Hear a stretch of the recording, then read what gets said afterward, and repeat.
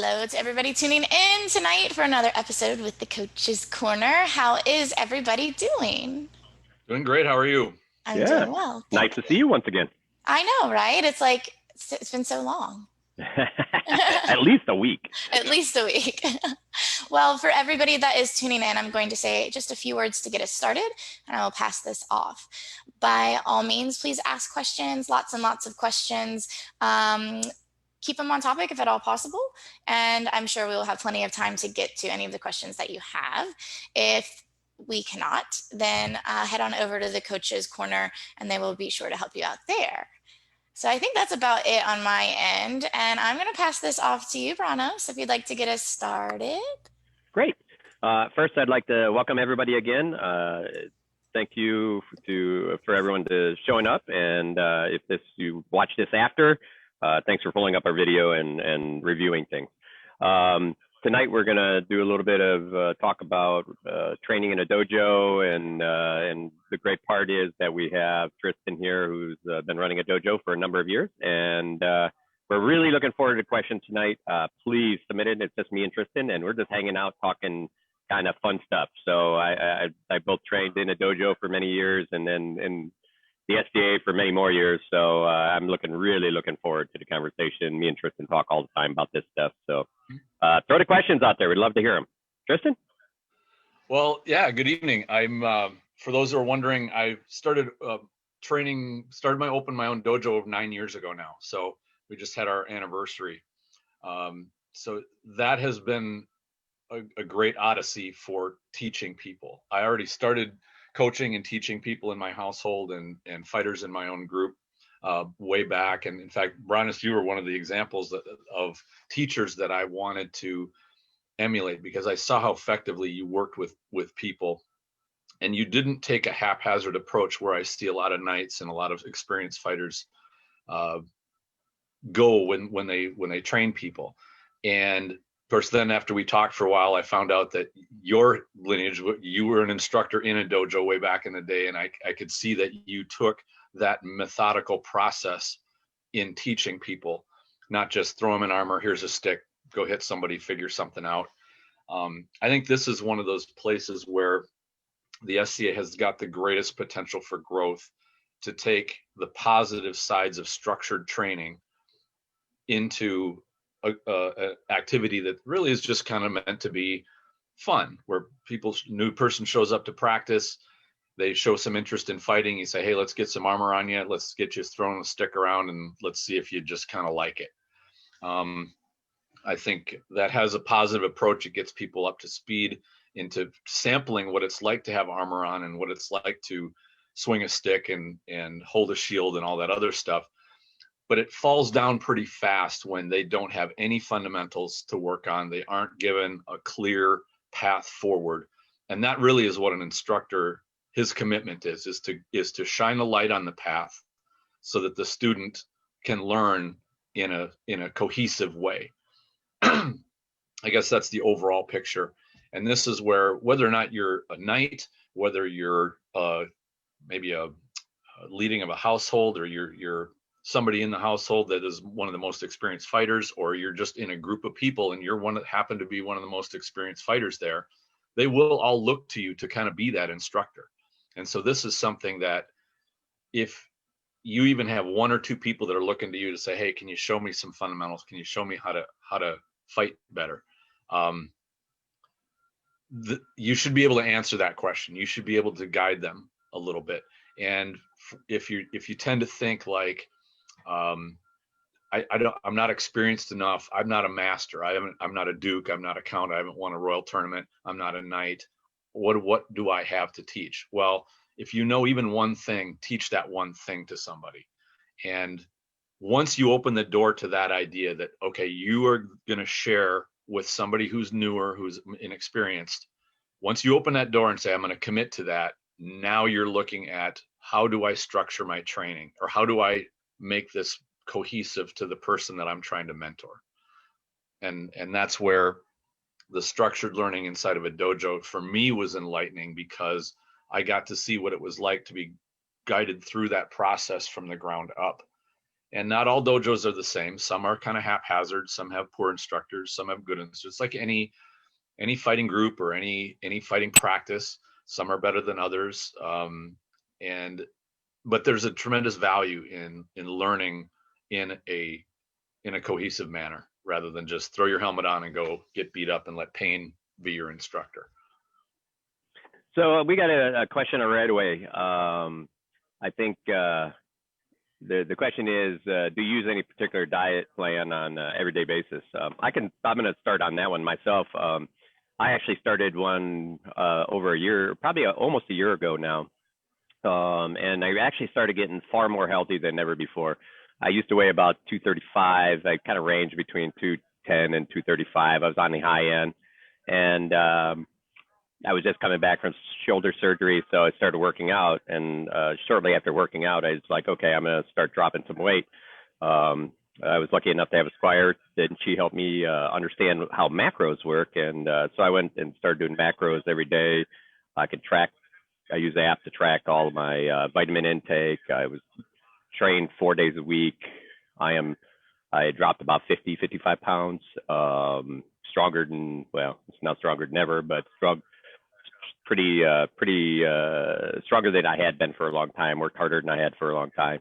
So right now, for about a year, I have been doing that, but that sure isn't my life by far. There's probably, 29 years in the SCA that I, ate feast, drank a lot of beer, and I had a lot of fun. And but it's truly enjoyable. I mean, it's that layer of focus. It's really great. So that's mine, and that's me working harder than probably I have in a long time, and it's been really rewarding in that end. So, Tristan, do you do anything special? I've always had kind of a fairly lean diet. I've been lucky enough to be an ectomorph, so meaning that my body just likes staying lean, and I could pretty much eat whatever I wanted. But I found that I did not eat out of boredom or out of I wasn't eating to sort of mask any kind of emotional scarring or anything like that. I didn't eat as a hobby. I just listened to my body, and when I felt hungry, I would eat. And I was never drawn towards a horrible diet, so it was kind of easy for me to stay, pretty close on track. But that said, I did go through a period of time where I was actually trying to put on weight. I weighed about 190 pounds, and I wanted to get over 200. And I worked with a trainer, and he got me on, I guess, just improving my diet in terms of taking in more calories. And it took me 6 months to put on 10, 15 pounds. I finally got to about 205, but it took extraordinary amount of effort. And I just had to eat way more than my normal habit eating would go.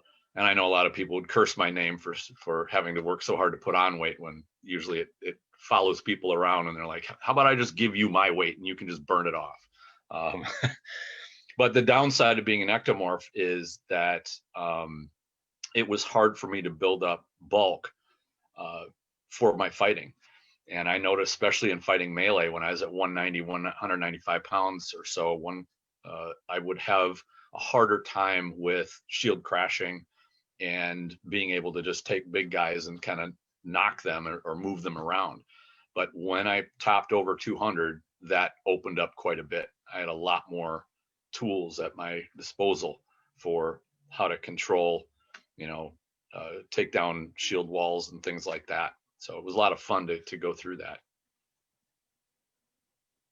Do we have another question as I'm seeing there? Yep, we sure do. Let's see. Maybe a question, another broadcast. This is likely more of a show of how coaches set up the practice, or more like a dojo. But how does a student go about asking more structure to their practice, navigating the politics of a local practice? Oh boy, the navigating of art. Isn't that awesome? That's a Pandora's box right there. That's a huge rabbit hole. But I really like the first part of this question, which is, how do you set up your practice more like a dojo? And this is where, and I realize that practices have a different flavor to them depending on what group you're in. But by and large, my experience was, firstly, you go to practice when you feel like fighting. And if you don't, you stay home or you go do something else. That's something that is difficult for a coach to deal with. If you are expecting to be taught in a structured manner as from a coach, there's a certain commitment that you need to make in order to get the benefit out of that. And one of the big ones is showing up. Just show up consistently. When you're not there, a coach can't work with you. A trainer can't spend time with you. And it comes across from the other side, from the teacher's side, that the student isn't very committed. If you want commitment from your teacher, you show commitment to learning. And that's a symbiotic relationship. Now, as a coach or somebody at the practice who's normally there, when new people come in, you have to show your side of that commitment. Say, all right, what would you like to do tonight? And this is something that I do in the dojo whenever I get new students. And of course, I run a little different flavored dojo than typical because it's smaller, and I care about what each of my students wants from their training, because they're not all the same. And this is, I think, something that the SCA has got even a wider range of opinions than, for example, a martial art dojo. Because if somebody goes to study martial arts, their interest can run a range from fitness and some basic, improved movement balance thing to self-defense or, whatever. But within the SCA, the first thing to find out when somebody comes in is say, what are you looking for? How can I help you find what you are looking for? Do you want to swing a stick around and have a great time? Do you want to learn to be a really good fighter? What's your interest so that I can get that to you? Even asking that question invokes in the new person, wow, somebody cares about what I'm here for. Like, I'm not just a fixture or somebody that stumbled in. Like, somebody wants to help me. And then follow through with trying to get them there. If they ask something that you can't provide, go take them to somebody who can get them to that. And I think this is going to cross over into an episode that we're going to cover about the elephant in the room, about recruiting and about retention. Because when people feel like there's some care and some consideration for why they're there, they'll want to come back. And this is something that, as a dojo business owner, I want people to come back after they come in for the first time. And when they're there, I want them to have a quality experience. That's the other second part, is delivering to them. Say, all right, let's get you on a path. If you want to have some fun, let's see if we can get some armor on you tonight and you can feel what it's like. And granted, I think the SCA's got quite a bit of that, because there's that certain amount of interest in, wow, I want to try armor on. I want to put on all the stuff and give it a try. But that's the first point, in my opinion, is connecting to the student and finding out what they want and get them on the path to getting it. I think the key on some of that is, from the student end, if you kind of know what one piece as a student is, if you have somebody that you work with, especially if it's a person that's running a practice or something like that, you can ask if, hey, is there a chance we can do like a 15-minute session of like a train on this thing? And that's a good chance to see if they're open to that idea. Another thing you can do is you can mention that, you really like to add, is there a possibility you can add a little structure because you learn through structure better? I actually had to change some things because my Squire path of learning was layering. So I had to learn how to layer better. I was always good at like, give you a little bit, layer it in and throw some ideas out and then go and do other stuff and then come back and then keep layering that way. But that wasn't enough. The subtlety of it was too subtle. So I had to actually go in and we layered everything from, here's how you throw the shot on the pel. Here's how you throw a shot on the person. Here's how you walk and throw that shot.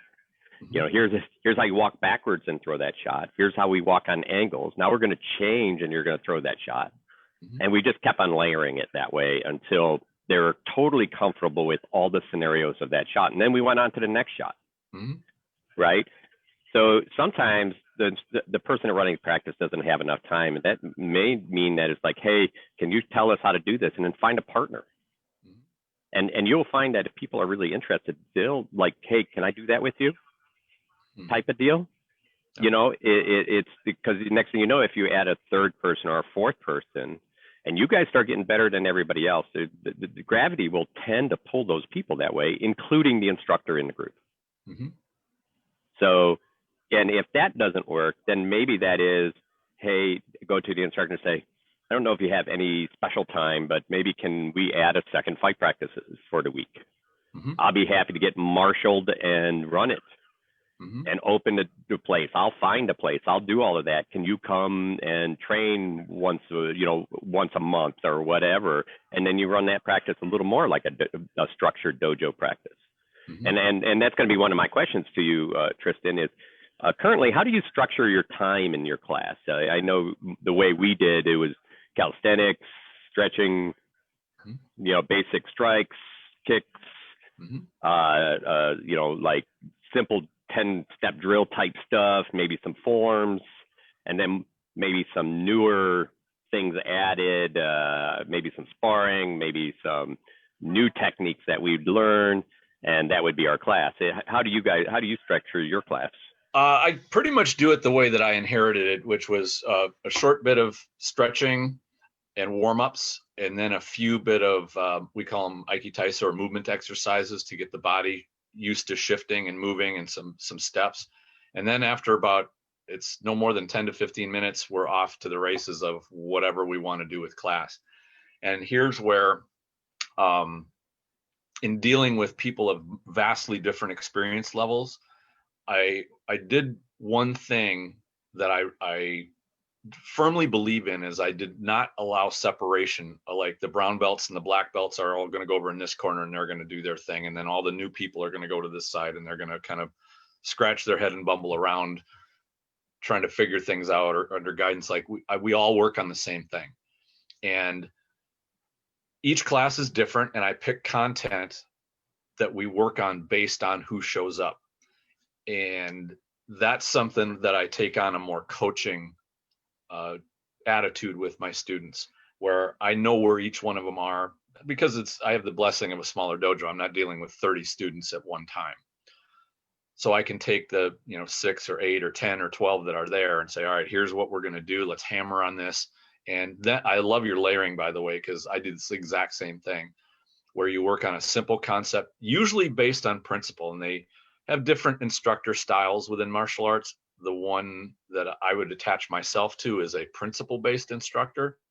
Like, all right, let's get down to this principle that we want to do. And then I will start on that first layer, say, let's work on the basic fundamental movement, get that down for a couple of minutes. Now let's add a variable to it, different attacks, different approaches or movement, doing it from motion and blending. A lot of footwork stuff, a lot of body placement. And then we will practice for a few minutes. And I tell the students, work with your partner, start to get faster as you get more comfortable, but don't force your speed. Let your speed come about because you're just comfortable doing this movement. And then we'll, after about 5 minutes, 10 minutes, you can kind of see when people start breaking down, where they get I don't want to say bored, but you can tell when they're ready for something new, and then you add in the new layer. So I let it take a natural sort of progression. But this can cover everything from dealing with multiple attackers to how to get up off the ground if somebody's tackled you, all kinds of different things. And one of the things I've tried to bring in from the SCA into Aikido is more live practice. So a lot of modern Aikido doesn't do a lot of, we would call it randori, or they've got a term jiawaza, which is like a free practice. So this is where I want to take the best of SCA training along with the best of structured training and kind of merge them together, where you can have that balance of both. I did notice a question we got here, and actually this sort of feathers into the previous question. How does a student go asking for more structure at their practice? And then the second question was, how do you manage a trainer-student interactions when a group of observing trainers are excited and want to share their opinion with the student at the same time? And this will happen when you are in a practice. It'll happen when you're on the practice field at Gulf Wars or anywhere. As a student, you can speak up. You can say, for example, if you have 3 or 4 or 5 trainers all throwing questions at you, say, hey, everybody, I really appreciate all the input, but I'm getting flooded. Like I can't sort out all this stuff. So what should I work on next? Give me like one, maybe two things, not 9 things for me to work on so that I can sort of keep this straight. And I think any good trainer, even in a group of people, will respect that and say, okay, we need to back off. We're trying to get this person to drink from a fire hose, and it's just not going to work. So you as a student you have that ability you're not just going to sit there and listen to the mighty guru who's going to dump all of his knowledge on you, and you kind of just sit there and nod and try to sort it out in your head. Think of it more like a conversation. You'll get so much more out of it when you are interactive with the person that's teaching you. If somebody explains something to you and you don't understand it, I know it seems like it's going to hit your pride or ego to say, I'm sorry, I don't get it. I'm not following what you're saying. Don't think like it's that saying that's going to make you seem like a fool. It won't. It'll actually make the person training you reword it or present what they're trying to tell you in a way that you can understand. Like, that's a healthy student teacher relationship. And the same thing goes through for just a haphazard fighting practice. As you go in and, maybe you're fighting somebody and they say, hey, let me work with you, and they're not telling you anything. And maybe you can just stop and say, I'm confused here. I'm not sure what I should be working on. Can you help me? Just ask for help. The biggest thing you can do in life is just ask. If you want to know, just say, hey, I'm lost here. You even be honest, say, I'm getting frustrated. I don't know. I think actually that's what it took for me as somebody, and I've been training for a long time, and I kind of stuck in my way, and I usually get people past things. I can feel and read people. That's probably the thing as a fighter and as a coach, the thing I do is tend to read people really well, and that's what's made me successful in that. That layer of empathy that allows you to do that. But it took somebody to say, this is the way I like it. And it wasn't easy for me to want it. It's like, what? I've been doing this for 30 years. Shut up. I know how to do this. Mm-hmm. But, it's, I would say to all the instructors out there, ask people at practice, even if they don't say anything, ask once, say, hey, guys, we're going to have take the last 30 minutes of practice, stop and say, I'd like to ask some questions. How you guys think this is run? Is there anything special you'd like to do? Mm-hmm. And that goes a long way. That can include, let's say you got a hot stick in your practice and he doesn't spend any time teaching. He doesn't spend any time mentoring. He just goes out. He's really good. You want to be that good, or you want to do something as well as they can do it. Feel free to wander over and say, hey, can you just take a few minutes and show me how you do that? Here's something I see that you do and I really like it. Can you show that to me? And be a little patient, because sometimes the reason those people don't teach very much is maybe they aren't confident with it. They don't know how to teach. They maybe feel like they're getting outside their comfort zone. But be patient with them. Say, you know what? Hey, help me figure this out. And if you take an approach like that, you will often find that they are happy to take the time. They're honored to be asked and given the opportunity to help you and to show you. I find that's by and large, all of us love fighting. We love to talk about it. We love to help people out. I suppose there's always a few that may not, but by and large, sharing how it's done and getting somebody else to help them be a little better is you'll find that to be pretty common. But it just takes that interaction. Don't just sit there quietly waiting for somebody to walk over and hand you what it is that you're looking for. Just ask for it. We got another question here. Is there a hierarchy of training that you find works better when you have larger practice with a wider range of skill level, and what are the benefits? Ooh, good question. There are upsides and downsides to big practices, and the same thing with small practices. The upside to a large practice is when you show up and you say, hey, you think maybe I need to learn how to deal with somebody that's much bigger, much taller, with a better range than I am. You can probably find that person there. Or you say, I want to deal with somebody who's an infighter, likes fighting it at that close A range. And you'll probably find somebody like that there. You got a lot more opponents to pick from. The downside is I think it feels pretty anonymous. Large practices, you tend to walk in and you're just like, wow, where do I even start? Because you've got a limited amount of time. You can't fight everybody, so you kind of have to pick. And there may be, this is where that political thing may come in a little too. But if you have a goal of what you want to do in a practice, you can look at that sea of people and say, all right, who's going to help me get to my goal? And then you can go and engage them and go ask them, hey, this is what I'm working on. Can you help me with this? Yeah, I mean, essentially make a buddy. Right. Mm-hmm. Find the other guy who wants to do the same thing and feels good about doing the same thing, and say, right, hey, how about the first half hour of practice? We both make sure we're here on time in armor. Let's be real. Most practices, nobody's, it starts at 7. Everybody's getting in armor at 7:30. So, but if you're there at 7 and in armor, mm-hmm. you have a half hour to go and really train. And you may even have that half hour with an instructor that starts, that's there, can say, hey, can you watch this for a second? He gives you a few tips. You guys go and do it. And that's it. And just figure out what that half hour is going to be every week. And if that half hour is like, let's learn this. And we've laid this out as well. I asked my squire to write down all the different shots, mostly all the basic ones first, and then the advanced ones in her book. And she would essentially grade herself on those shots. And then when she was in that BA range, then she went down to the next shot, or she tried the first 3 shots. As soon as one of those fell out, she added the next shot. And she had a routine of going through, and then you could always go back and look and go through them all real quick and grade yourself, and you're like, oh, I got to rework on that one. Right? Lay out that structure and take that time that maybe others aren't taking or making, and do it. And when you find you're stuck, then you're only asking that instructor at practice who's probably trying to figure out how to make a knight great, how to make a squire great, how to make the brand new guy great. You say, this is the thing we're working on. Can you just show us how to do this right? Mm-hmm.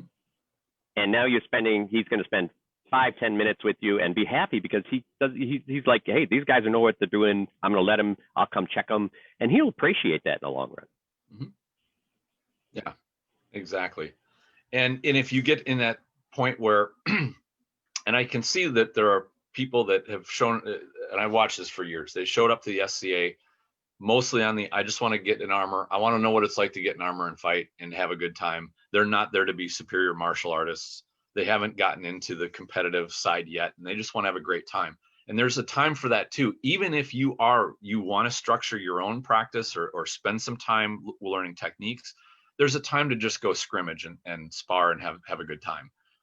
You can integrate the two. You don't have to give up, quote unquote, having fun to learn in a cohesive manner, but realize, take your time, take maybe 15 minutes at the end and say, hey, let's just go do like a little bear pit off in the side, and let's have some fun and just play around.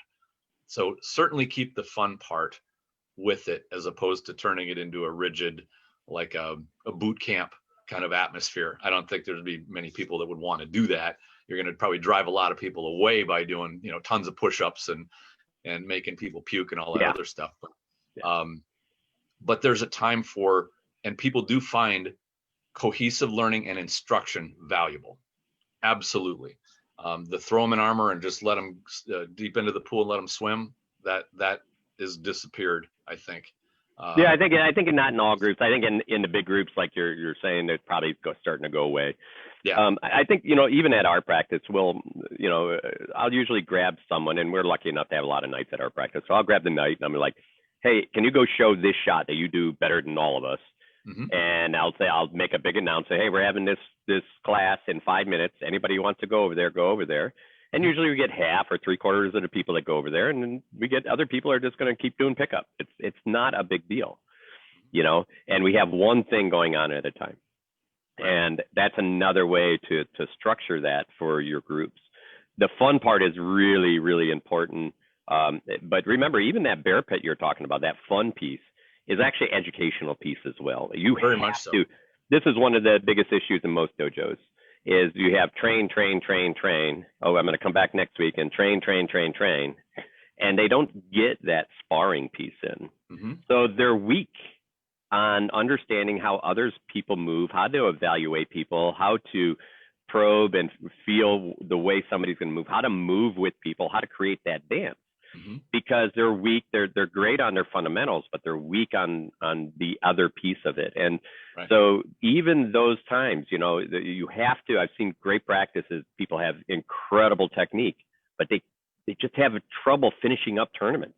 And it's because sometimes they don't do enough tournament at their practice. They don't know that click to switch on comes from, hey, you're next.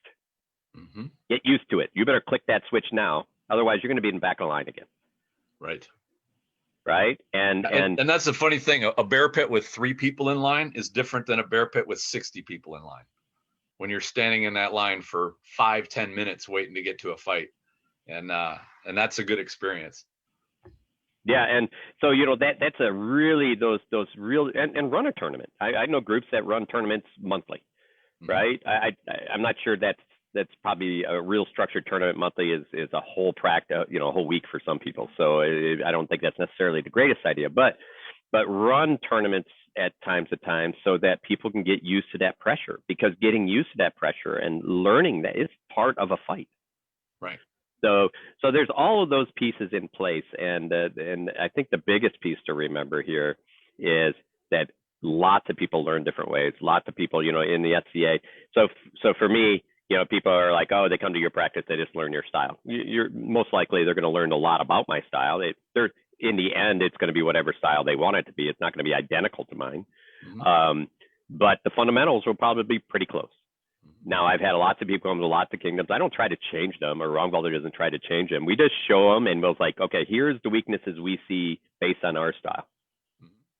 And here's what I'd probably do to try to break those weaknesses out using your style. And some of them will stay in their style and keep going that way, and some will integrate a little bit of both. And others are, you know, they get 6 months in, they're like, okay, I've had enough. I just want, give me your style, and we're going to go.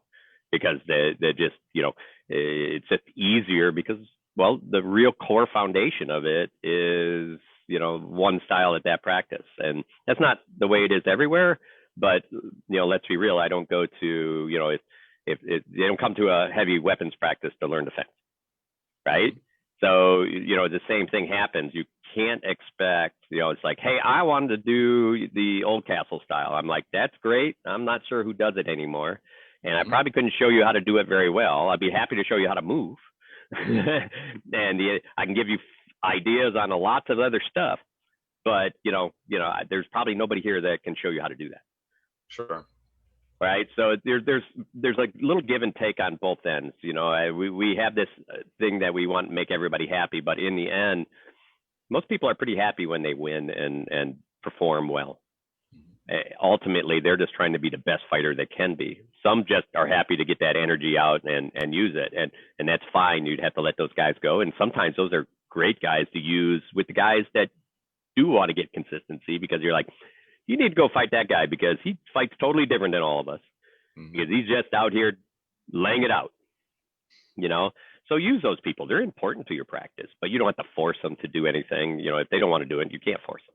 So you can, you know, as a good instructor, you can find those times. It's like, hey, that was a really nice, you know, technique. You may want to add that more, you know, so that you can, you know, kind of find those times to feed stuff in. And that's what good instructors do. You know, and since we obviously have some students, you know, for you, the piece is find the things that you really want to do well.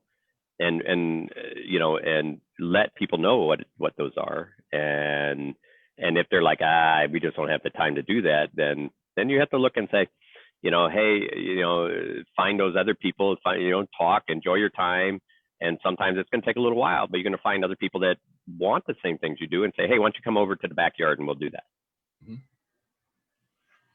Yeah, so, and I think and this is, I think, something that even people who aren't in martial arts, the image they have of training in a dojo is that the instructor is going to show you how to do technique the way they do it. And they will expect you, because we all think of, you know, karate dojos where everybody's doing 600 kicks and they all have to be exactly like the instructor does it, regardless of what the build of the student is or what their abilities are or their physiology. I think with SCA fighting, it's the exact same way. me as a lean 6'4" guy, how am I going to teach somebody who's 5'6" and weighs 275 pounds how to fight? Probably not going to get a lot from trying to copy and fight exactly the way that I fight. But I, as a teacher or instructor, have to acknowledge that. And my goal is to help them figure out how to get their best fight out of them and how to train them for what they're dealing with. And I do this as a martial art instructor as well. I've really tried to consciously not fall into the trap that I've seen other martial art instructors do, which is I am the cookie cutter and I'm going to cut you into my form. It has to be, you are the student. We're going to make an art that works for you.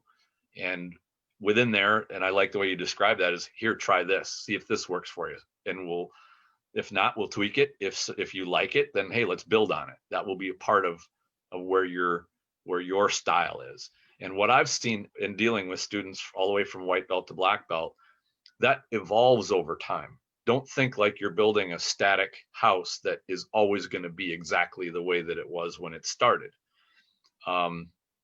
As people go through and learn, and I think this covers the question of what do we have about, so I don't share opinions at the same time. At any rate, as students evolve, let their style evolve too. They're going to leave some things behind that they found success with, and they're going to find new things that maybe they struggled with when they were young fighters, that they will finally click with at some later point. That can happen as well. In fact, one of the things that took me a long while is to integrate breathing. And as an instructor, when I tried to teach, I thought, well, breathing is so important, I'm going to try to teach it, in the first 6 months.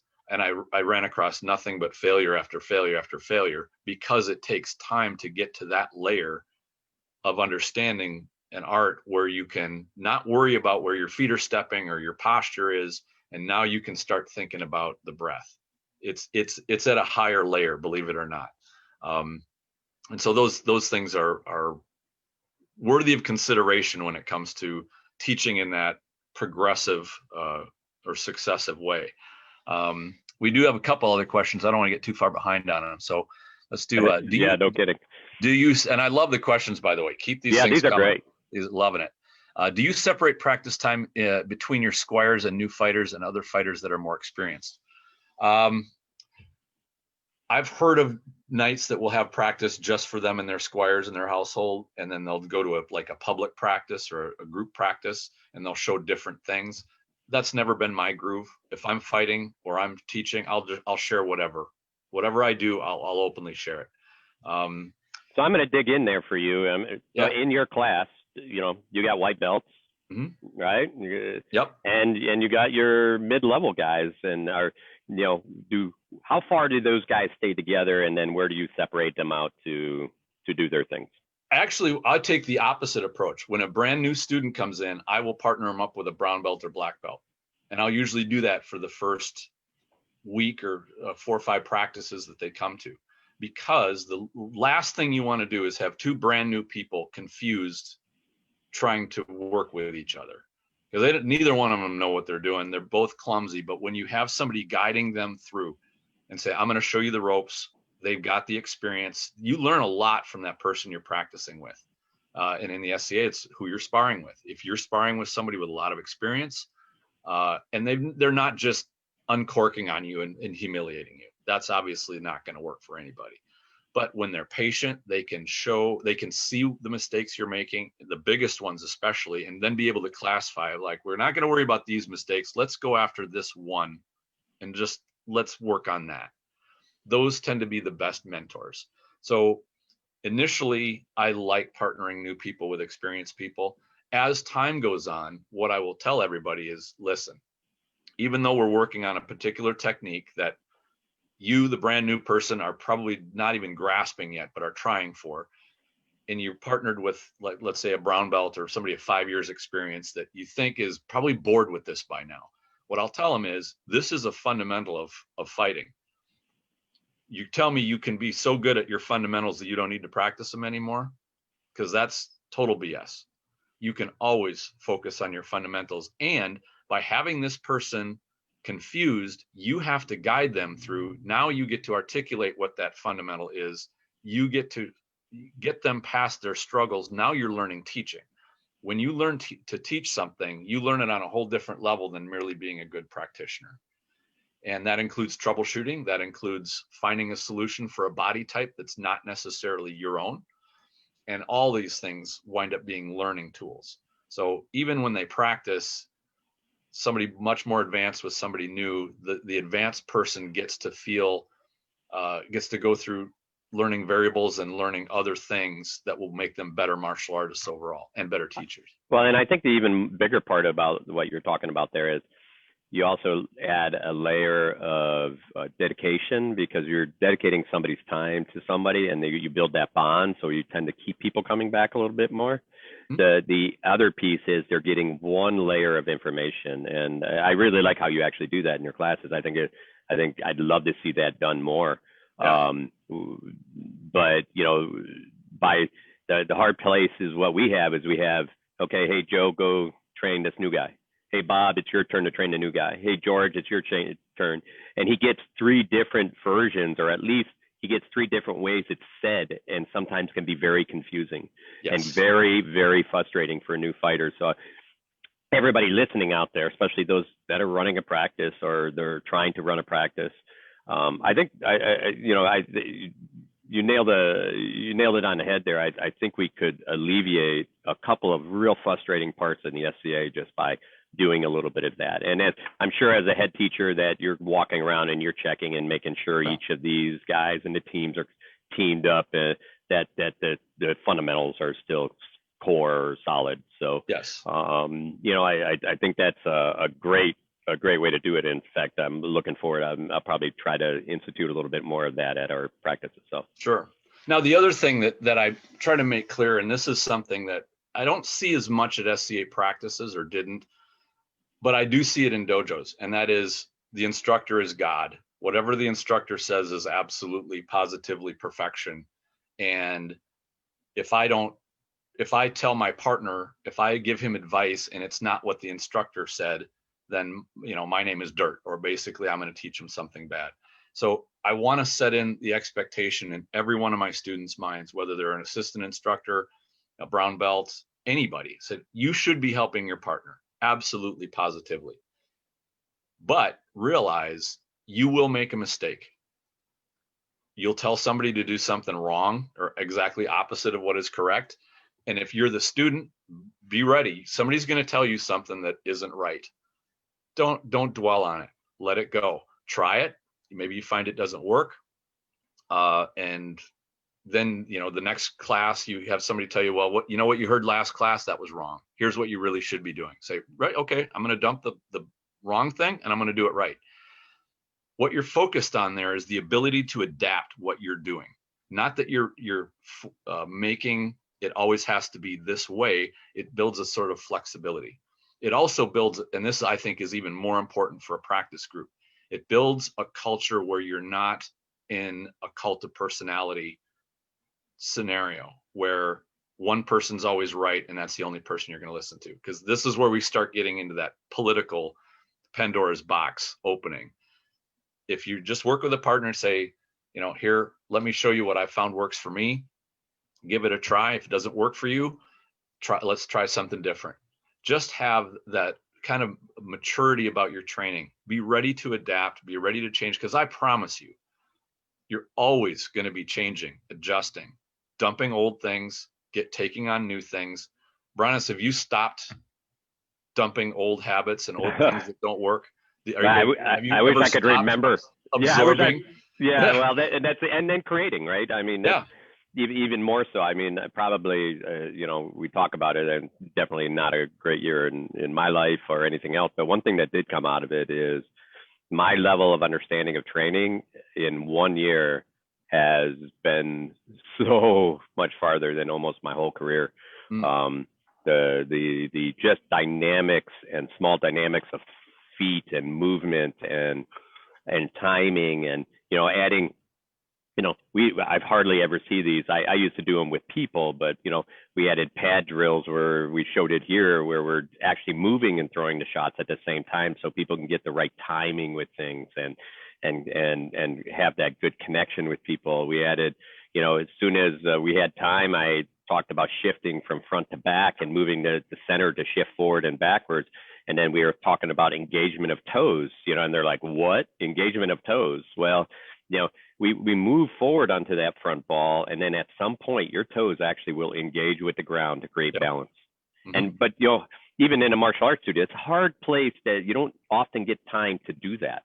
And during COVID here, we've had the time to do that, and the detail has been really incredible, and really helped me even understand more of what I thought I understood. But it really helped me understand how to teach it better. And add a ton of drills. So yeah, I mean, it's constant change, right? It's everything from, we have the breathing, throwing and breathing, and you nailed that one on the head too. That the layering, there's certain places you have to build into. Prerequisite knowledge is needed for a lot.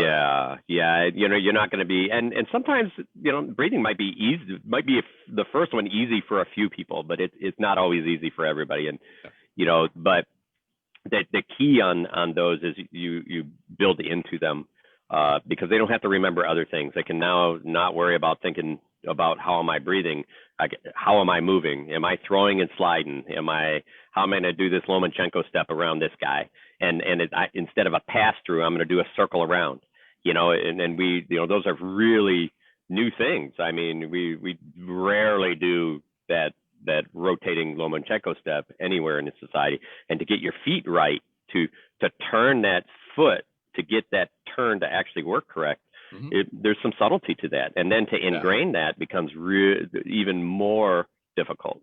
So it takes a lot of drilling to get to that space. It does. So let's there's another question here. It said that I said something about a lot of dojo students will do a lot of structured training, lack sparring. Conversely, the older style of SCA training, and I'd like to say older, but I think this is still around a lot, and even our practice has it from time to time. People put on armor and just go throw it in the mix and basically spar the whole practice, lacking any structure of training. What do you think a good balance between structure of training and sparring is? What do you think? I'll answer that one after you're done. Okay, I'll keep it short. I realize I've been kind of running on a bit, but this is a topic. No, this is your topic, so it's I love good. it. I would say that balance really depends on the practitioner. There are some people that can come in and say, all right, on top of my head, I want to work on these 2 or 3 things, and they can go right into sparring and actually do it and work that whatever shot or setup or whatever they want to do. They can, but that takes a lot of internal organization in your own mind. You have to have a certain level of discipline to do that. And a lot of the knights will, because they're a lot more experienced, will take that on. They'll say, all right, here are the 2 shots I want to land on my opponent tonight. They'll pass up the easy stuff they know how to do, and they'll just form with that. But kind of like integrating breathing into your fighting, I've found very few new or even intermediate fighters that are at that level where they can say, this is all I'm going to focus on.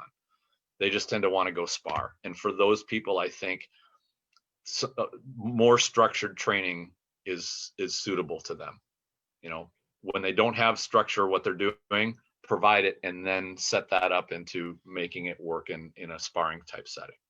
Yeah, I agree with you. And you can actually see this, and it happens even in boxing. Some boxers tend to condition a lot more than other boxers do. Some boxers want a lot of rounds, right? A lot of the Mexican stuff is a lot of rounds. I mean, they just want to push it through, and that's how they learn to just suck up the blows, take a little bit off of everything, and go 12 rounds, just constantly going forward, right? And so there's benefits, pluses and minuses, but I think it really depends on who you are. I mean, I can tell you, obviously the first part of my career was almost just like you guys said, put your stuff on, here's your bear pit. Put your stuff on, here's your bear pit, right? That's the long road. That was a long road. And some people learn in that environment very well, because but Usually those are the ones that are just, I mean, they're really digging in to find anything they can. Yep. And then they'll try it because they're thinking about doing this 24/7. But if you're struggling with basic technique, you know, that's, it doesn't matter how much you try, you're going to fail because your you know, your foundation is weak. Right. So that's where that structured training comes in place. And we talk about this all the time right now. We're talking about, you know, you look 30 years ago, and these guys that had a lot of energy could beat some of the best people, and then they'd lose to some of the worst, right? Because there was no consistency. Right. And now everyone's like, why does that 50-year-old, 60-year-old guy beat up everybody? Right? He's crawling out there with a cane and he's still hitting people. You know, especially these young athletic people. And it's, so what we're seeing is that understanding is becoming more important to get that consistency. And that a lot of that basic understanding comes from really, really good fundamentals. Definitely. And one of the dangers of the deep end of the pool approach is, how long do you spend practicing bad fundamentals? I promise you, you will spend more time untraining things that you have imprinted on yourself, moving poorly or incorrectly. It takes longer to unlearn it than it does to learn it the first time the right way. And that's one of the reasons on the wall of my dojo, I painted "Practice makes permanent." However you practice, the more you reinforce it, that's what you're redoing. Without analysis, without people helping you, you know, get to good form, good structure, good fundamentals, you're probably going to use athleticism and wind up doing bad stuff and just reinforcing it. And boy, that takes forever to undo later. Yeah, you're 100% right. You know, and it keeps coming up because it really does, to me, stick with me. Because I was one of those guys that was like, I could beat, right when I came in, I could beat, you know, shortly after, I could beat some dukes and some knights and things just by energy alone. And then Joe Bob Newby, who I usually beat all the time, or sometimes beat, sometimes don't. Those are the guys that are killing me when in the middle of a tournament, I just beat some muckety muck and I feel great. And then this guy comes out and one shots me. I'm like, really? You know, I mean, a year plus in, almost 2 years probably, I got to a point where, like, you know what? And this is hard. It was super hard for me. I'm like, I am just going to be one of those melee dogs. You know, obviously the tournament thing just ain't cutting it. You know, I'm not getting any traction. I'm just going to be a melee dog until one practice right before Christmas. I'm opened up the club and I'm watching, and hardly anybody showed up. It was Dog and Einar, and a couple of, you know, there's like 3 or 4 knights, you know, that normally don't come, or it's actually 2 knights and a high-end squire, and actually 2 high-end squires. And then I'm watching, I'm like, why are they fighting in slow motion? and this big light bulb clicked above my head, and I was like, oh, they're looking to hit the guy with a specific shot. And I'm like, what? And then, so the next practice I stopped from, I'm like, I am not going to take one step forward. I am just going to fall back all the time. And I went from fighting for 5 minutes and being done to fighting for an hour plus and killing everyone consistently with no problem. I'm like, wow, maybe I can do this thing. Why was I never told of this? But you know, it's you'd be surprised when those times come for you, and sometimes it came from watching, right?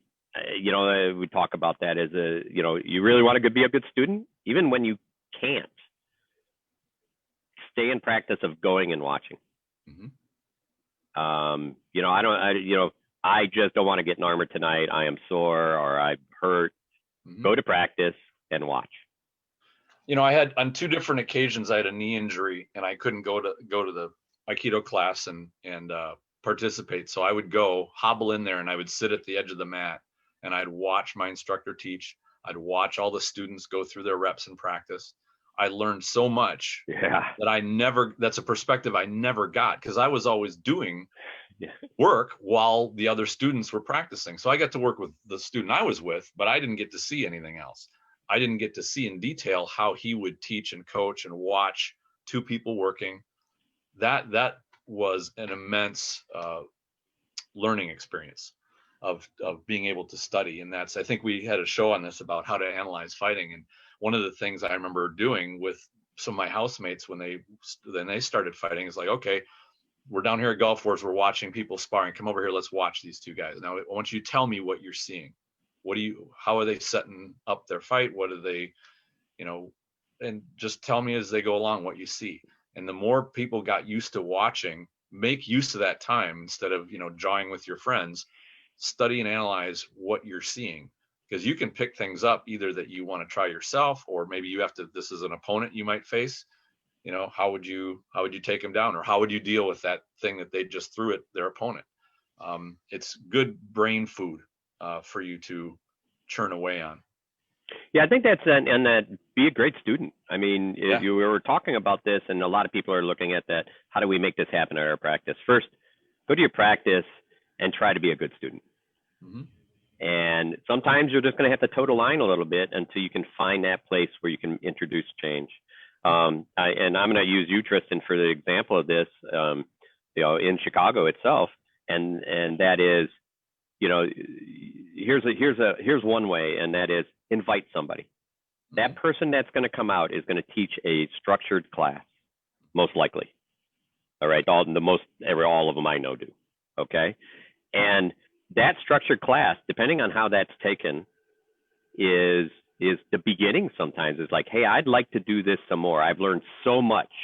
Can we do this again? And even if that means, well, we don't have anybody local to do it, or okay, nobody really drives it locally. It doesn't mean that it's like, okay, 3 months from now we have another person come in. Mm-hmm. Right? How much is that worth to you?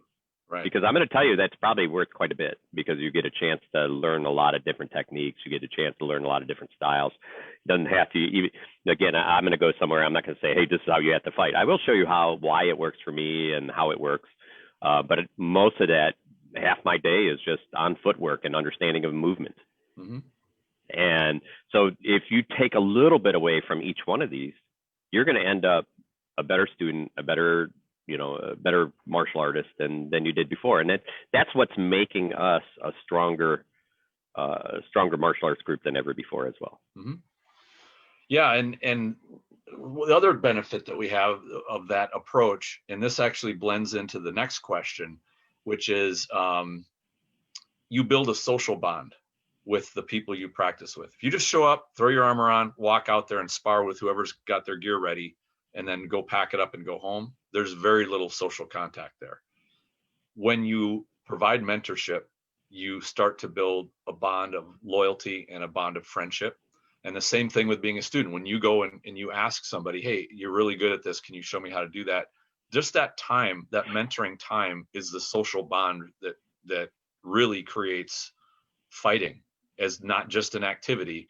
It is a brotherhood, sisterhood. It's people getting together and mutually helping one another. And that's far beyond just the activity of swinging swords and sticks itself. So let me just so people know what you're kind of referring to. The question is, as an instructor, what is it that keeps you going? What keeps you showing up week after week, year after year, and putting forth all the effort to keep the practice or dojo going, right? Actually, that's one question ahead. The one that I was targeting was do you incorporate having your students teach newer students, and how do you build on this? Yes. Firstly, do not pass along a new person to say, here, like, for example, I'm a knight.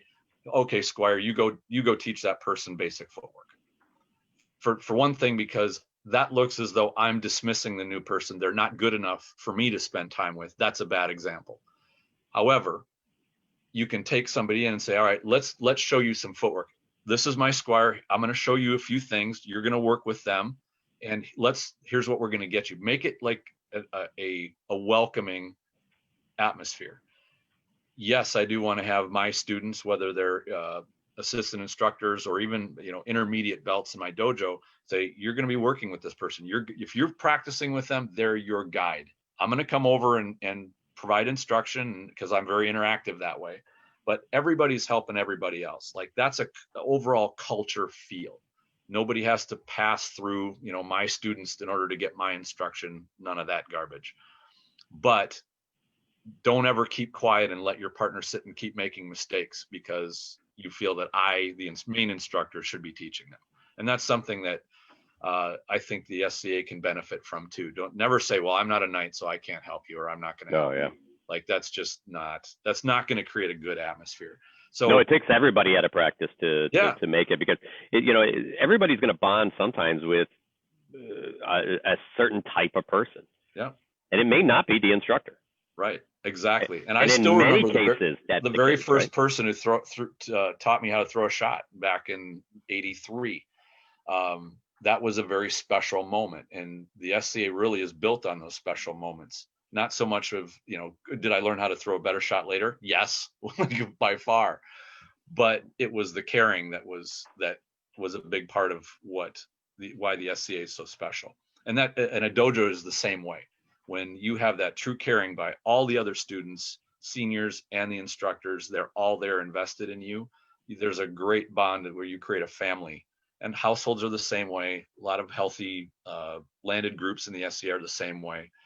It's all built on that caring and consideration. So what I would tell anybody, to answer the question very short, whenever you're working with somebody, consider them as though you are their mentor.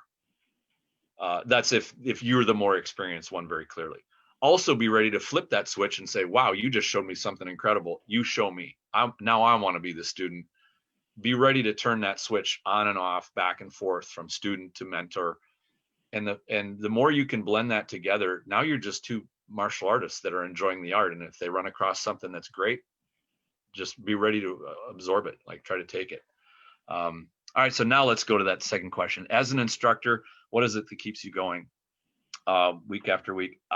Easy. I love sharing those light bulb moments when I can show somebody what they're truly capable of, that they didn't even believe, because it's such a feeling of empowerment. You give that to somebody or you guide them to that, and they suddenly feel like, wow, look at what I can do. Like, I love that part. That is so much more than any tournament win that I've ever experienced. It's better by far. That's what keeps me in it. Yeah, and this is a really hard question, because it's sometimes you have to struggle with a group, and you see people come and go. It's really difficult, especially you build relationships with those people, and the same people I came in are lots of generations of people that were kind of my friends, the people I've trained, people that I thought were going to be really good or were really good. They come and go, and that's probably the hardest piece, after 30 some years. That is hard. But I think Tristan nails it on the head. Is you still help them, right? And we're able to give something to somebody, a gift to somebody. You that gift being them living to something they wanted to, right? Mm-hmm. And you gave your time to them, and you in return you got many times that friendship and help and validation that they are feeling good about themselves, and that goes a long way to helping you feel better about yourself. For me, just because I'm still a practitioner quite a bit, on the fighting end, it's like there are sometimes I'm like, why am I doing this? Why does it always, me doing this thing, and sometimes I just have to look and go, this really isn't for them. This is so I have a great group of people that will constantly push me. Mm-hmm. Right? Because if you really want to be great, you have to have people pushing you. Yeah. And sometimes you have to fight with great people. Yeah, and you got to build them. Yeah, and then sometimes that's pushing you to be a better teacher, to be a better practitioner, to look outside that box and create and get that satisfaction.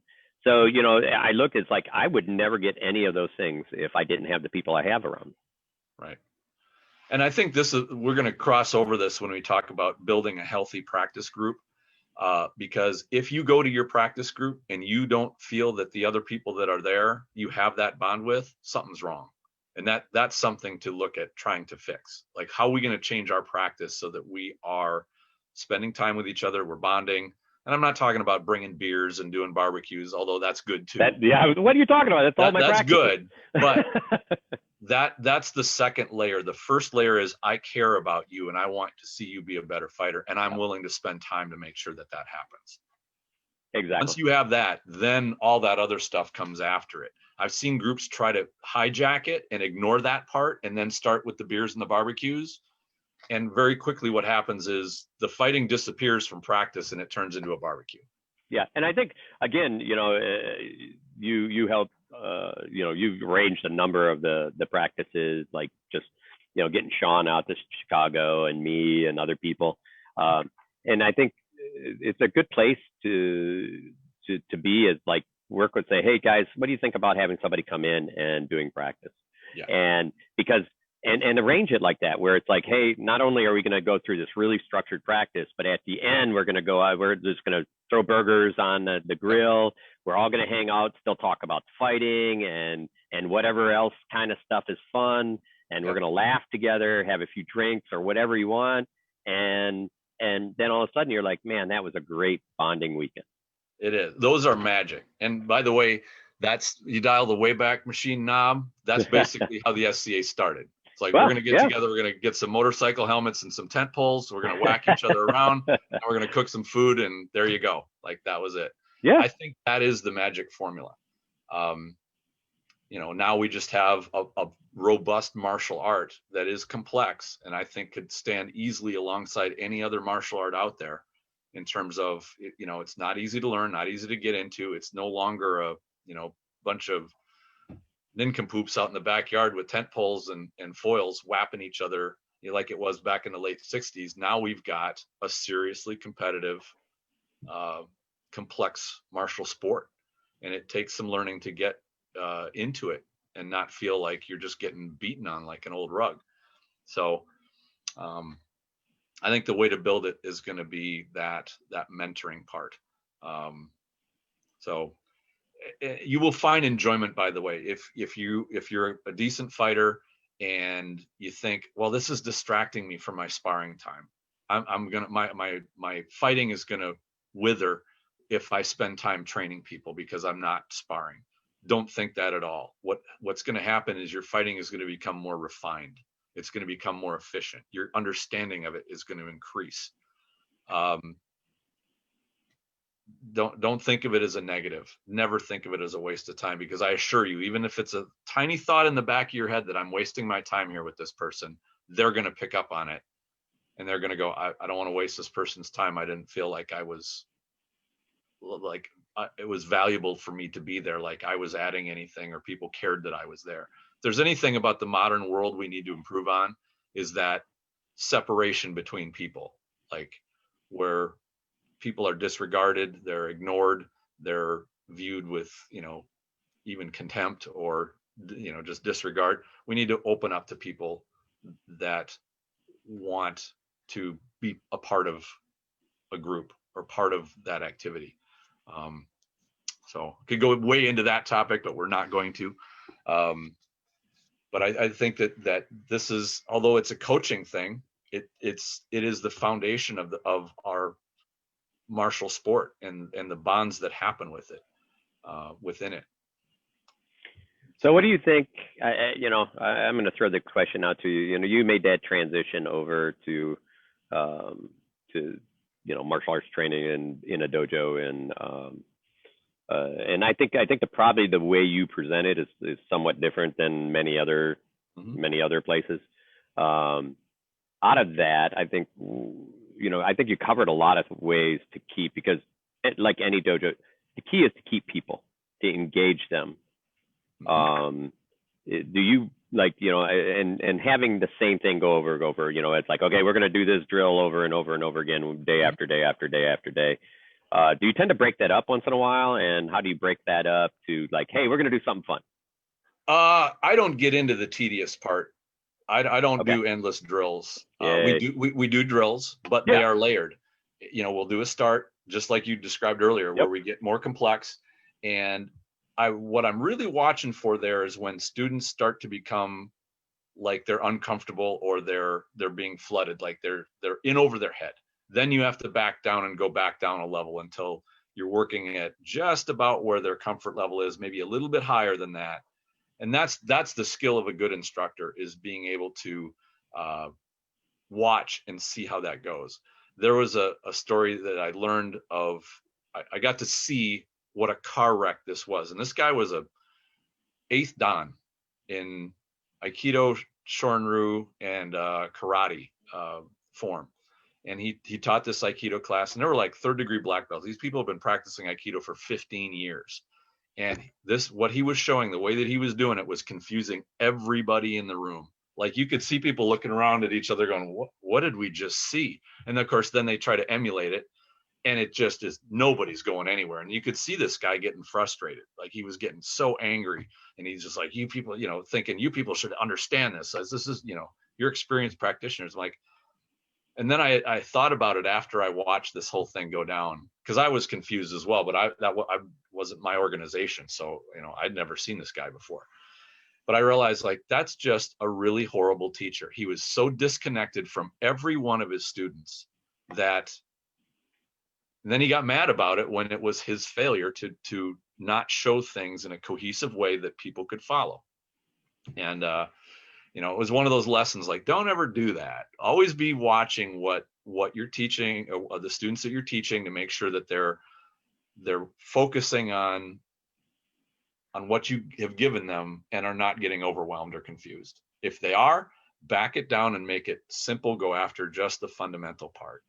And it's one of those, there's what I realized in traveling around a lot, and I've been to a lot of martial arts seminars, visit a lot of dojos. There are just very, very few really good teachers.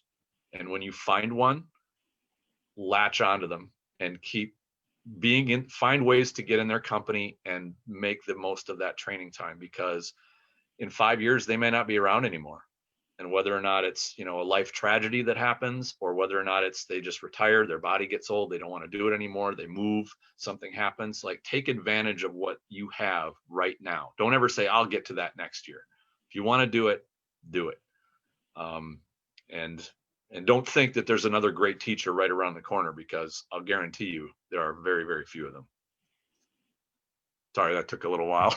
No, I think it's great. I think the key here is, I'm hoping that, and that same thing happens in the SCA. I know there's there are a lot of people that, try to find time with certain great instructors out there, and they, again, sometimes they can't make that time, or make as much time as you need, because they have a lot of people on them. But I guarantee you that every one of them really does want to work with you, and it's just time gets filled sometimes. And but make the effort, because if it's, even sometimes when it's not them, it may be the people around them that have been around them for a long time, that may end up being the person that teaches you even better than them, because they teach in a way that you understand.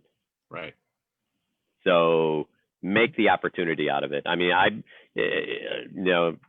from all the people, on Tuesday nights, we do Great Fighters YouTube, and then we have our place, and we talk to a lot of great fighters. And a lot of this is just being around each other. We get all these opportunities. It's not always the opportunity. I'm not going out and fighting Al-Anon every day. But sometimes it's like, hey, can you fight one of my guys, right? And so he's coming in with a style that may be some of the things that Al-Anon does, and so you're getting some of those places, and they may do it a little different. So I'm learning, it's like, ooh, he has a whole change of, not as fast, but he's real subtle in his movements, and so you're getting all this new evaluation stuff to work with that carries on to making me a better fighter. Even if I beat the guy all the time, I'm still becoming a better fighter, right? We have we in the mid realm, I started a thing 30 years ago, or not quite 30 years ago, but called the TOC. Yeah, we started love tournament chivalry. That was great. So we started TOC because at the time, first is we didn't have a lot of knights that came out. I mean, Tristan, you remember those days. If you had a knight or two that came to a tournament and stayed and fought in a tournament, you were pretty surprised, right? Yep. And some of that was, at that time, it was like, hey, you got knighted, it's somebody else's chance, right? So stay out of their way. Right. And but everybody thought the only place you could really get seen to get knighted was Crown Tournament. Mm-hmm.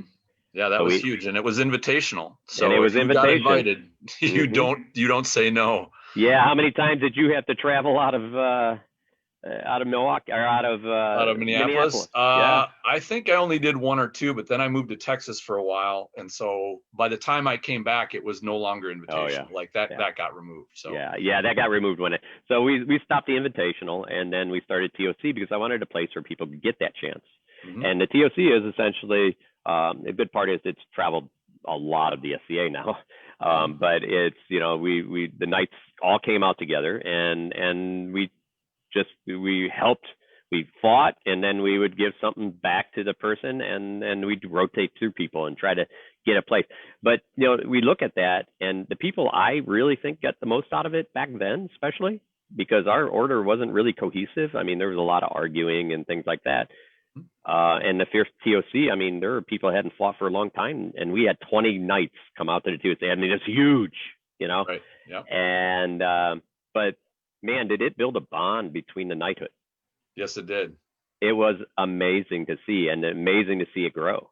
Yeah. And when you're all on the field, and every unbelt's coming to take your head off, and then you have to fight tons of different people. I mean, how much better can it get than that? I mean, these unbelts are hungry. Oh yeah. And so remember, even as the instructor or as the person helping somebody, there's opportunities to learn inside of that, and take those opportunities. As the student, don't just hand it over to the instructor, because you're not helping him, and ultimately you're there for each other. This is a scenario. Tristan, somebody does something to Tristan and he gets surprised, gets taken down. He's like, "Ooh, look at that." And let's work on that. It makes him focus, like, do that again. Right? That's it. Go ahead. I'm sorry. And that's, those are the opportunities. So don't lay back. I mean, that instructor wants you to give him your best, and you may be helping him just as much as he's helping you. Mm-hmm. What I tell all of my students, even the brand new ones that come in, I said, my goal is to make you as good or better of an Aikidoka than I am, because I want to learn from you. And you're going to learn a lot more from doing technique than merely what I tell you to do. Like, that'll be a small portion of your overall skill, what I teach you. But you are going to learn. That's where most of the work gets done. And I've learned a lot from my students, from discoveries they made, and I watched them do it. And be like, okay, look at that can work. Or I see them describe to a younger student, here's how I get this to work. And it's not what I taught them, it's what they learned from doing it. And so that, in my opinion, is building what in the book that Sean recommended to me about the talent hotbed. When you get a group of people like that, and they'll all rise up, and they'll all start to get closer in their level, and they just keep making each other rise and rise and rise. And that's a great practice group to have, but it's all with mentoring people, having a healthy group where people aren't bottlenecking knowledge through one person, the instructor. They're actually sharing knowledge with one another, testing it out, and honing it, and kind of everybody's learning together and sharing all those things. On top of building the social bonds, that's a huge part of it. And then you get a really tight bonded group. And in Mid-Rome, we had a lot of households that did that, but there are places that don't have a lot of households, but their barony or their shire has that feel. Yeah, and it's a lot like when I first came in, we had one practice a week, and it was essentially a bear pit. And I, after a short period of time, I was like, hey, can we get a second practice? And I was lucky enough that the person that was helping me in the SCA at the time was like, hey, I think I know a place. And so we started practicing at a church that we still do to this day. And on a Tuesday night, and for first year, I'd go there, I'd wait in the parking lot. Nobody'd show up for the first 45 minutes. I'd go home, but every week I just keep, sometimes there's 2 people, sometimes there's 10 people. But it slowly grew into our Tuesday nights is what we call our dojo night. And that is like everybody's there to help and teach each other. and there's like a big case of pride in that Tuesday night, because that's what it is, right? And it's from all of them. Sure. And it really goes a long way to build those bonds, and do you feel that practice has more draw than the just show up and get an armor practice? I think, our Sundays are still really big because we tend to have, sometimes it's in the summer, it's melee, but through the winter, it's convenient for those who the weekend is when they have a chance to come out. Right. Right. But Tuesdays seem to be that hardcore group that's like, I want to do this twice a week, or, this is the day I come because this is the day I feel like I get to, we're just constantly working on stuff. Right. Right. So we have two places. We have a weekend where people it's a little bit more of, hey, we get to hang around and talk and throw some stick and enjoy some time. And then Tuesdays are really focused, like you're standing around too long on Tuesday, somebody's going to boot you in the butt. Right. Yep. And, so it really, it worked out well. And in fact, it's obviously we can't do it right now, but shortly after it was, not too long ago, probably 4 years ago or so, when we had a brand new person. I'll give you an example of how a brand new person can affect your group. Mm-hmm. He had a couple of really young kids. I mean, they're really, really young. They're probably 18, 19-year-olds, mm-hmm. Maybe 20, because I think he just got out of Army. And he's taking selfies. I'm like, what is this selfie thing? And he's like taking a selfie and posted it up. I'm like, And so we started doing funny selfies. I had already been putting, those. Yeah, right. Yeah. And people started making calendars and having fun with them. We create funny opportunities to do different stuff, and everybody kind of had their time, and everybody got a chance to create and do something. Mm-hmm. But it's building that bond at practice, right? And everybody gets a laugh, and that's, when you're sitting around and you're training hard and you're sweating together and you're battling together and you're laughing together, that's what else you have in life, right? You got all of this pure joy, right? Mm-hmm. And everything else can fade away. I'm not looking at Facebook while I'm there. I'm not worried about all those other things. I'm worried, am I going to throw that shot right? Am I learning something? Somebody's making me laugh. It's back to the basics. Mm-hmm. Yeah, that's absolutely true. And it was all brought in by a couple really young people that, would I have thought of it? Hell no. Mm-hmm.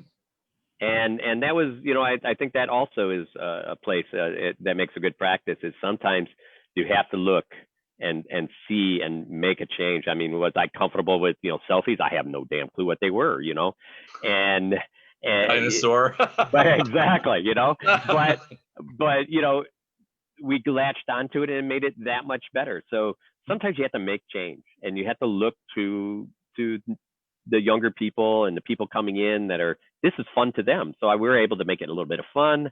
Right. We were able to still have a good practice. We were able to make it educational. And, these people that come on Tuesday nights, this is what practice is to them. It's a dojo night. That's what practice is. So why are we standing around talking? Exactly.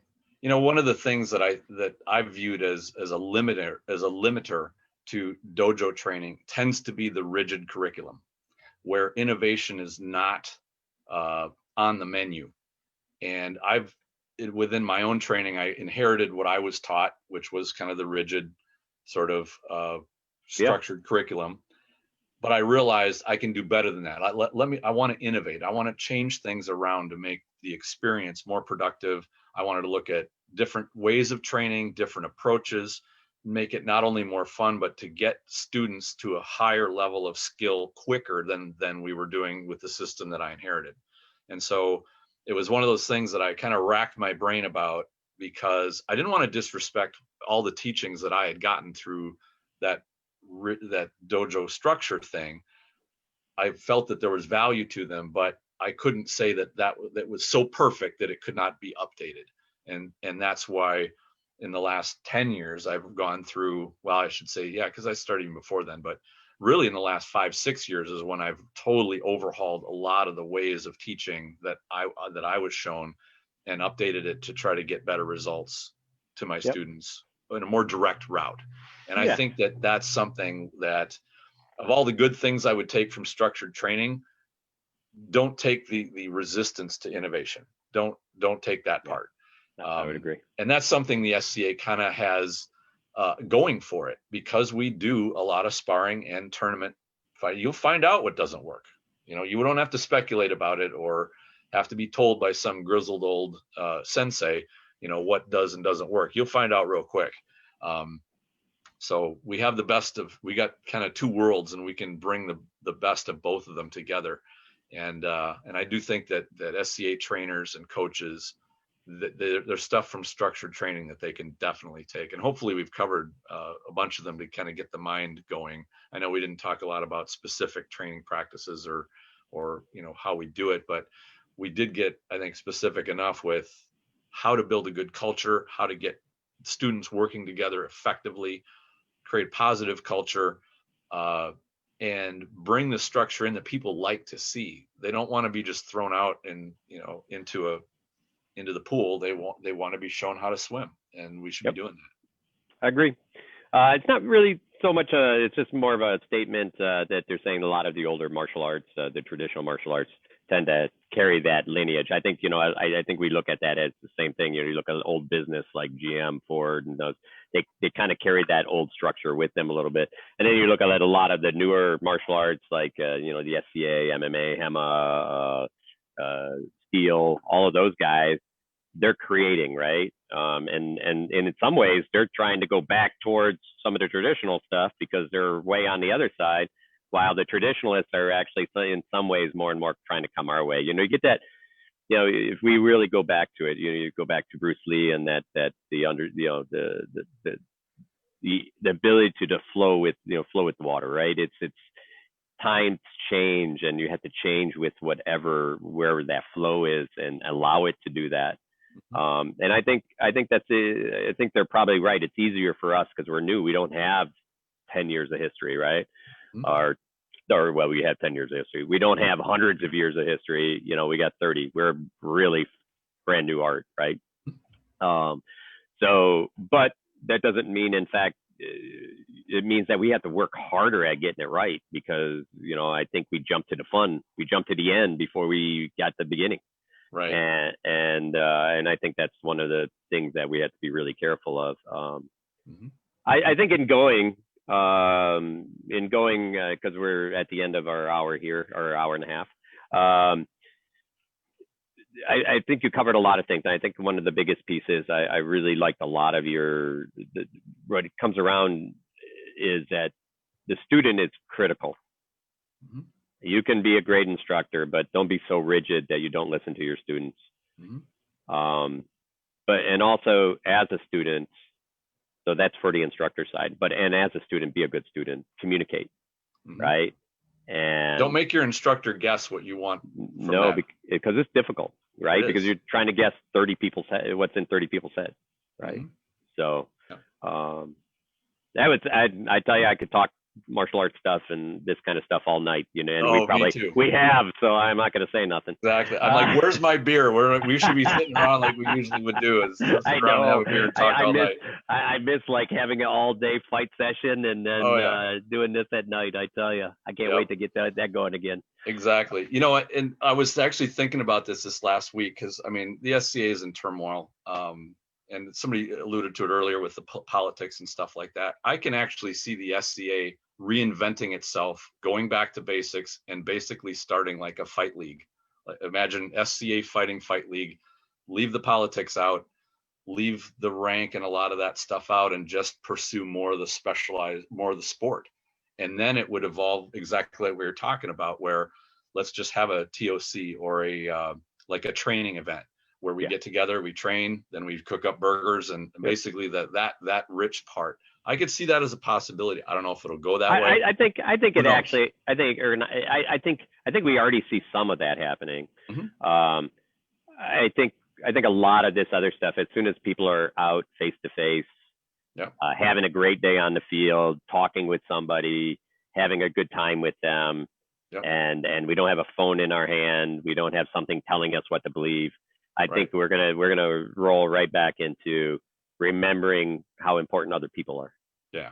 And I look forward to that. But I think you're right on your end too. I think people will become more focused on the things they really enjoy doing. And already I've got people around here. It's like, oh, I'm going out to Sean's practice. I'm gonna go out to this practice because I met these people, or I want to see these people I've been watching online for a year. Exactly. Yep. And I look forward to that too, because I think that's important to our to the society as well. It's just another piece of it. And if that's the place where people really enjoy themselves, more power to them. Right. And I remember, because you talked about Tournament of Chivalry years ago, and I loved that event. And the event I think I had probably the most fun at, although that's a tough label to have, because I've had fun at a lot of events. But most memorable was the Shiv Retreat. And for those who don't know, one of the knights in the Mid-Realm organized, he called it the Chivalry Retreat, and it was he'd rent a big hall that was carpeted, and it was Shiv only. And everybody would go there, and there'd be no court, no garb, just get in your armor. It was a huge fight practice. That's really all it was. Yep. And then afterwards, we'd order pizzas, have beer, sit around, and it was like a post revel with no court, no dancing, no feast, nothing in the middle. It was just fight, eat and drink beer, and enjoy. Yeah, people playing card games or singing or whatever. It was it was just people enjoying their time together. And it didn't matter if it was all night. So we had a great time when I came out to Chicago, and I have a great time every time I go out somewhere and teach. There's great people around all the SCA. It's just amazing to me. Exactly. And I think the focus is what makes those things special. Yeah, I agree. And that's in a dojo, that focus, what you make it is going to be what you build on. So and that's something that dojos tend to have, is you walk into it and you feel like you're absorbed into the atmosphere. And when you rent a church basement or a backyard or a park, you don't have that all encompassing. What you need to do is make up for that with your intention. You get in your armor, you welcome new people, you guide them through, you make that a special place, regardless of the fact that it doesn't have all the trappings, and the pageantry that the SCA normally has. Yeah, there's one more question, but before we get to that, and we'll answer that one real quick. Okay. And we can continue that if they want to post that on when we post this episode up. I'd be happy to continue that, because we do a lot of melee practice in our group. Mm-hmm. But so what do we have next week coming up? You remember? Yes, next week the episode is on training in remote locations, remote areas. For example, you don't have knights or seasoned fighters in your area. You got to drive a long distance to get mentoring. What do you do, or how do you set up a group like that? So that'll be our episode. Yep. So, and in talking about that, I'm going to be probably in a remote area. So I'm probably going to see if I think you're doing. You're doing that? Yeah, I'm one of them. Yep. Awesome. So we'll make sure we have a remote area. So yeah, that's true. Yeah. So we'll have a great group of people out there to talk about this. And we'll try to get Vesper back here so she can do her thing, and we can thank her a bunch. But I want to thank you. I always love talking to you about this stuff. And we had a lot of chances when we were even just talking about bringing up a whole SCA, Coach's Corner stuff. And we spent a lot of time just yapping about stuff. Mm-hmm. I tell you, for most people, I miss, for 30 years, I've missed martial arts, the traditional style of martial arts. Mm-hmm. But I'm not sure I could ever be in the place I am now without doing what 30 years of SCA. Sure. And instructing and understanding the concepts of fighting and sparring, because it's very difficult sometimes to get that. Even I was fighting tournament martial arts, it's still hard to get that space. Yeah. Well, coming from that, I've actually brought a lot of what I learned in the SCA into my dojo training and how I train my students. So I want to get that good part and merge, get the best of both worlds combined. So that's where we're going to just take a real 2 minutes, answer this question, and then we'll answer it more if they post it online. We mostly practice melee in the summer when we can get most of the guys out and do that. One thing is, for a number of years, we were very poor at spear practice. So we would actually practice spear practice year round, because I always told people, if you want to be great at something, and spear is one of those, there's, you have some great spear guys out there, they grab it every event and go practice. And not at practices, but at events, right? Mm-hmm. But if you want to be great at it, and you're practicing it every week for years, it's not hard to catch up to those guys really fast. Right. Yep, that's true. And as for me, my melee practice consists of Aikido's randori, which is one person facing multiple people, empty-handed. They're charging at you like gangbusters, and you got to survive. You know, you wind up doing throws and locks and stuff like that. So yes, I integrate that. I tend to go on sort of a training cycle where we go through a series of topics over a week or a couple of weeks, and then we go to another one, then another one. We kind of get to it, and we always come back around to go through that randori or dealing with multiple people aspect. So yeah, it's part of the training cycle. Yeah, I think we talked about training cycle last week with Craven, and I think that's the next layer of SCA that we're going to see a little bit in training, is that we'll build some more cycles in training so we can kind of get those in place so that we have a more structure in that cycle of training, because I think that's a really important place to be. Yeah, it so is. Vesper, thank you. Have we kept you awake this whole time? Yes, I have been intrigued. I was guessing that maybe one or two of those questions might have been from you, but at least the beginning one, because I think we were talking about some stuff before we started. Yeah. But it was nice. Thank you for helping with all these questions. You were busy today, so. Yeah, thank you so much. Of course, thank you all. I mean, we could not have this if you weren't willing to do it and share your wisdom with us. So thank you. All right, so we will tune in next Friday with the Coaches Corner. Looking forward to that episode, and I am going to post a link to the Coaches Corner Facebook group when we wrap up this episode. So we will see you, gentlemen, next Friday. I hope you have a wonderful week. Have a great weekend. Have a great weekend. Thank you. Bye. Thank you. Bye.